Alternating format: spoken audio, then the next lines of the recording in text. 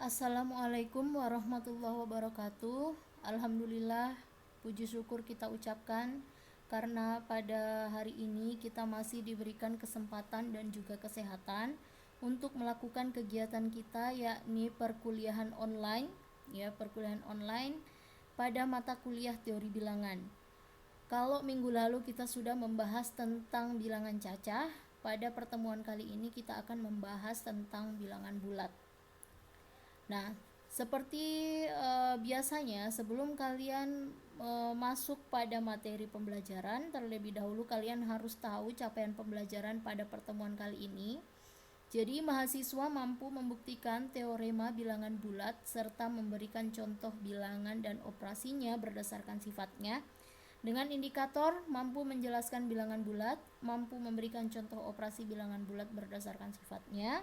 Kemudian yang terakhir adalah hal ini yang paling penting bagi kalian harus mampu membuktikan teorema bilangan bulat. Jadi sebenarnya bilangan bulat ini sederhana, hanya saja pada teori bilangan ini kita menambahkan dengan teorema-teorema yang berkaitan dengan operasi-operasi bilangan bulat, sehingga nanti dalam pembuktiannya kalian harus bisa saling mengaitkan antar teorema.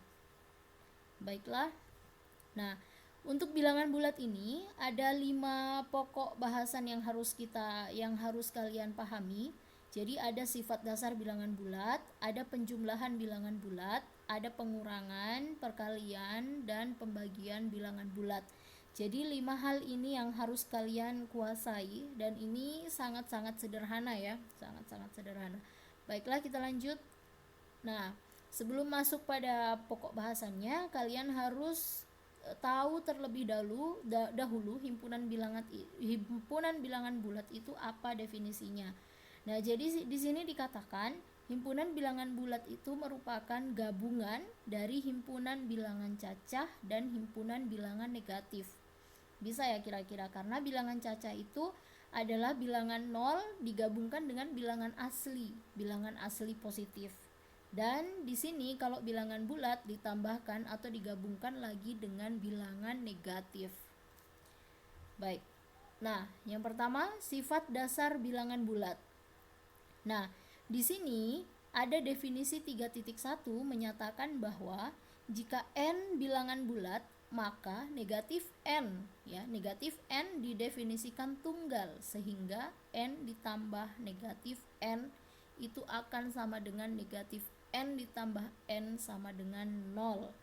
Nah, definisi 3.1 ini menyatakan bahwa secara umum negatif n itu adalah satu-satunya bilangan yang jika ditambahkan dengan n akan menghasilkan 0. Itu maksud dari definisi 3.1. Nah, di mana n ini adalah bilangan asli.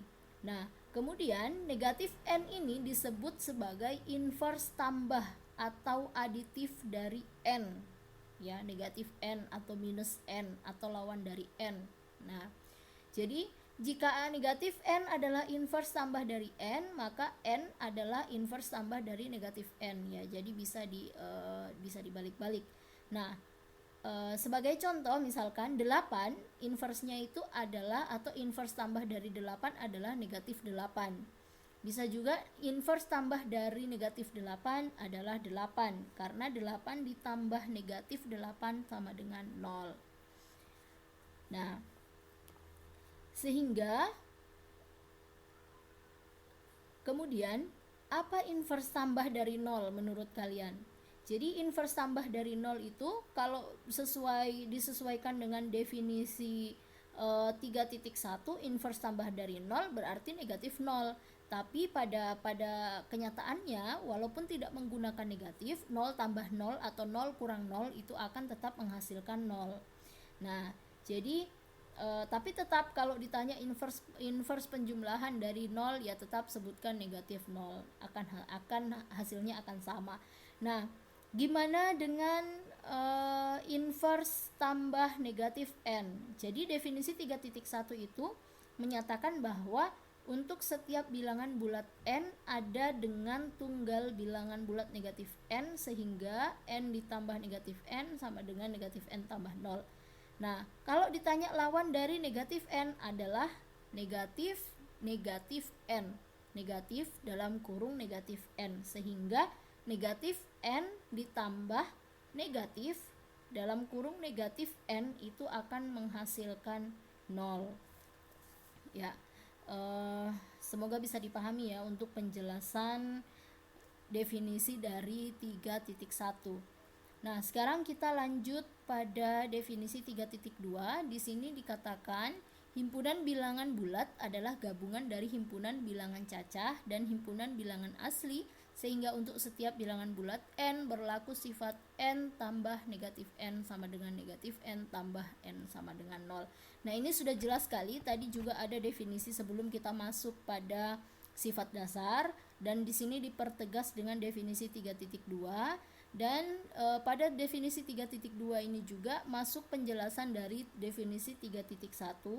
Jadi himpunan bilangan bulat itu bisa dituliskan dalam bentuk Z, ya, Z sama dengan ya mulai dari awal ya 0, 1, 2, 3, kemudian negatif 1, negatif 2, negatif 3, dan seterusnya.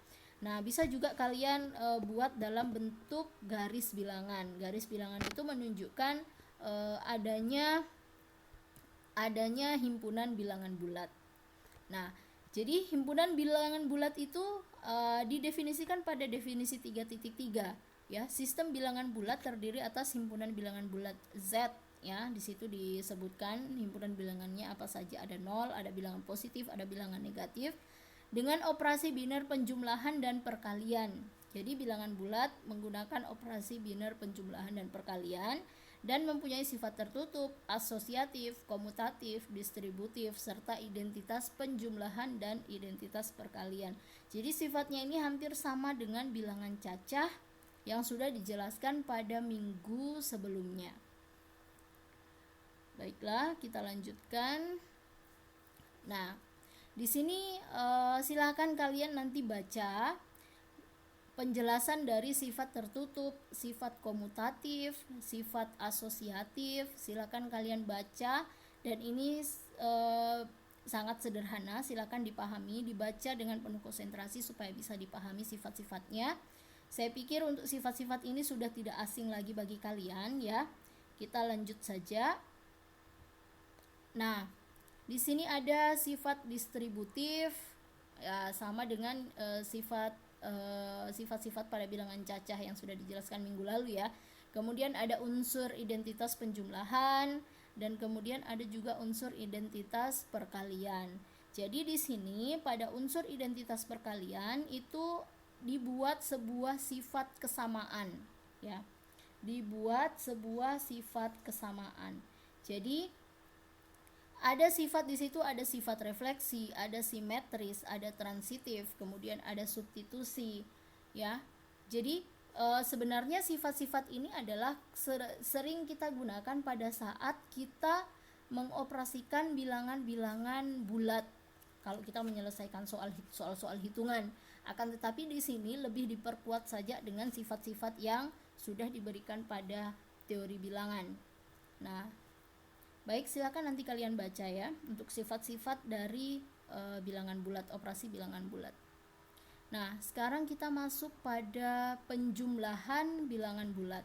Nah, di sini pada penjumlahan bilangan bulat diberikan 5 teorema. Nah, ini sesuai dengan capaian pembelajaran kita bahwa kalian harus bisa membuktikan ya, harus mampu membuktikan teorema-teorema operasi pada bilangan bulat. Nah, di sini diberikan 5 teorema. Kalau untuk teoremanya silahkan kalian baca, dan sekarang akan dicoba untuk menjelaskan teorema 3.1 dalam pembuktian.